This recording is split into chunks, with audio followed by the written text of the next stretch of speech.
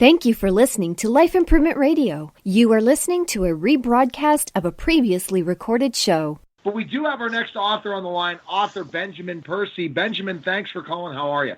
I'm good. Thanks for having me on. Absolutely, Benjamin.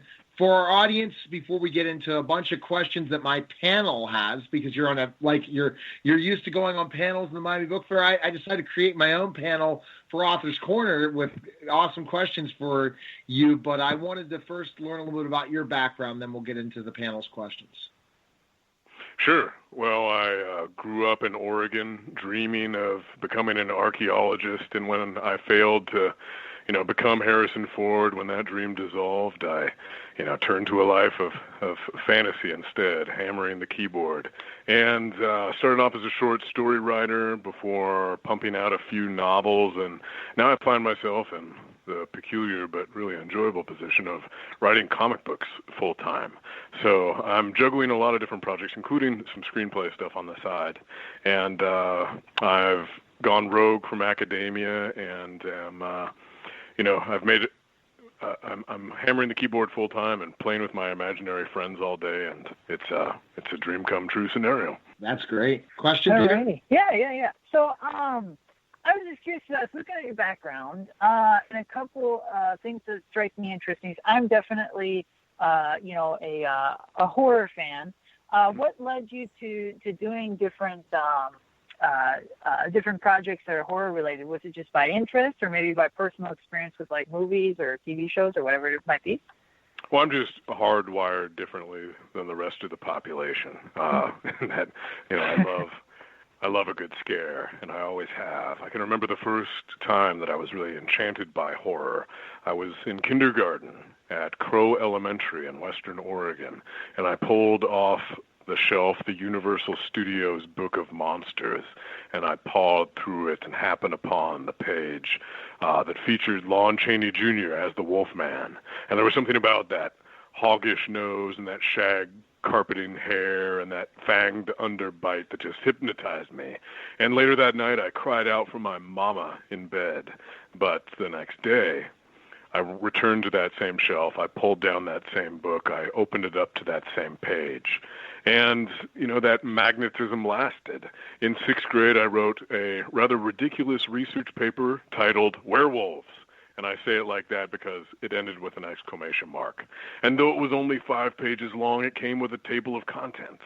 And the final section of the book was called the paper was called The Ceremony of the Wolf. And I actually tried to follow, this is in sixth grade, I tried to follow some instructions found in some old tome to, make myself into a werewolf. And despite all of my obvious dedication to the subject matter, I received a B- on this paper, which is why, it feels so good these days to hold up a book like Red Moon, which is one of my novels, and it is a werewolf novel, kind of post 9/11 reimagining of the werewolf myth.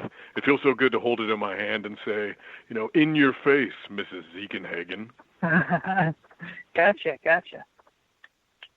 That's pretty interesting. Now, Benjamin, talk to me a little bit about like what the feedback's been, because right now everything is going post-apocalypse, stories and movies and comic books, and we have really successful TV shows that have spun off of that type of content. How's the book been received? Have you gotten a lot of positive feedback from it?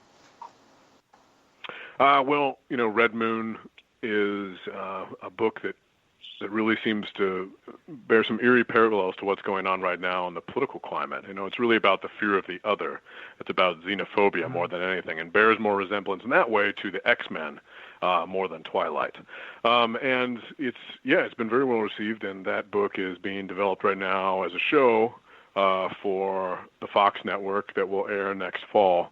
I also have a post-apocalyptic novel called The Deadlands, which is sort of a reimagining of the Lewis and Clark expedition in a post-apocalyptic America, so an infant nation, and it hangs in the balance depending upon the success of this expedition. And all of these things that I'm writing, I think that they tap into this, as you mentioned, a larger trend going on right now. We see it in literature, we see it in TV, we see it in film, we see it in comic books, and maybe it's because, post-apocalyptic literature has always been around, but there's been a surge of it since 9/11.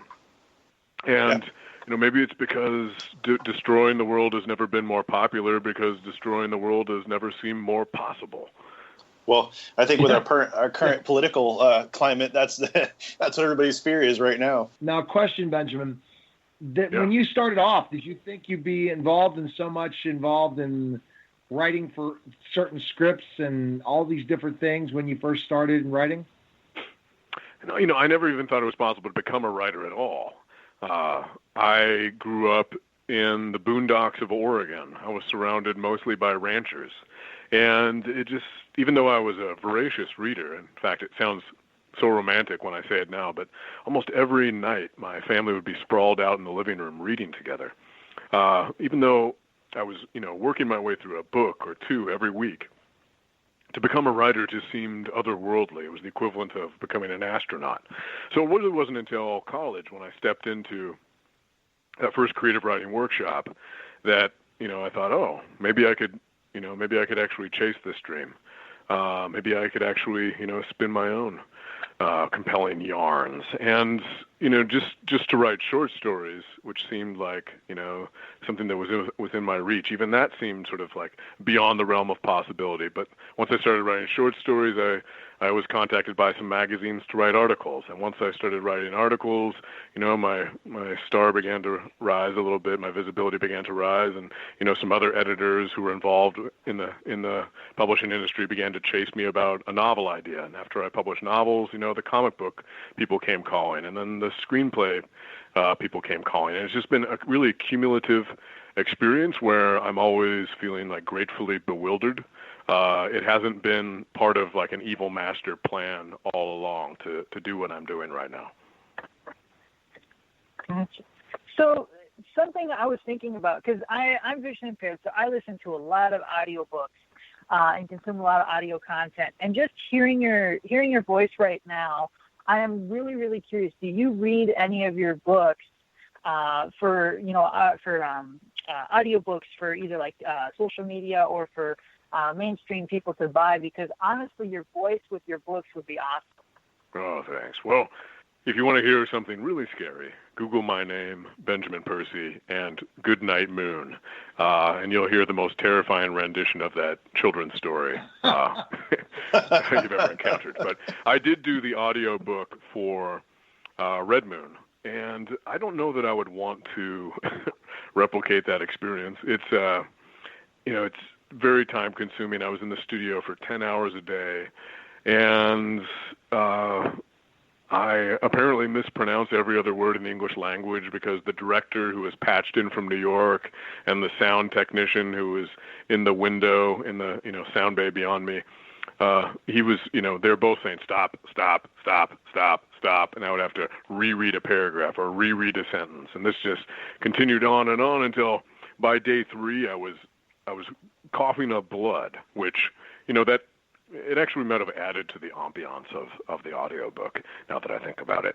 But it took me 2 weeks of 10-hour days, and I'm glad it's out there for posterity. But I think I would prefer the more single-serving doses of reading to an audience that happens when I'm on book tour in front of a store full of people or an auditorium full of people at a university campus. Gotcha. Benjamin, what's next on the horizon? You got any more works in progress? Anything coming up soon? Yeah, well, I'm busy with the comic book, so I write the Green Arrow series for DC. I write the Teen Titans series for DC. I also write James Bond for Dynamite Entertainment. I've got another novel coming out next summer called The Darknet, which is about the internet below the internet. It's a cybercrime thriller. And I am busily pitching some television shows and movies right now, so I'm keeping busy. Sounds like it. Is there a website? More, Benjamin. Wow. Okay, good. I was just saying, is there a website or something where we can find more information? Because I'm really curious to follow some of these projects. They sound really interesting. Yeah, you can follow me on Twitter, Benjamin Percy. That's my handle. You can follow me on Facebook, or you can check out my website, which is BenjaminPercy.com, and is admittedly a little out of date since I'm the one responsible for posting the updates there. But I'm active on social media making snarky remarks. And Benjamin, you're so busy pitching yourself all over the place, you don't have time to update your website, right? You have to keep going. Right. I need to hire a minion to do that for me. Yeah, and find more time, meaning you have to find more time to write. So wow. If I could have any superhero power, that would be it. To stretch out time. Yes, kind of like Heroes. How Hiro Nakamura was able to do that. Were you ever a fan of the Heroes? I love that. I did. I watched that first season and I loved it very much. So I would be Hiro, and I would very, very selfishly use that stretchy time just to weave more stories. I was disappointed that they brought it back again and then it's ended again. But it's a genius idea. I don't know what happened, why networks. I think Sci-Fi needs to pick it back up. That's my opinion. But that's a good idea. Yeah. But I appreciate it. Yeah, good talking to you, Benjamin. Hey, thanks for having me on. Take care. Appreciate it. Okay, take care. Bye-bye. Keep the line open. You're listening to Author's Corner, powered by Life Improvement Radio. Live from the My Book Fair. We'll be back in just a moment. Thank you for listening to Life Improvement Radio. The views expressed by show hosts or their guests are their own and shall not be construed in any way as advice from Life Improvement Radio. We make no recommendations or endorsements for radio show programs, services, or products mentioned on air or on our website. Personal perspectives expressed by the producers, writers, or editors will always be presented as such. Any rebroadcast or retransmission without the expressed written consent of Life Improvement Radio is strictly prohibited. Thanks for listening.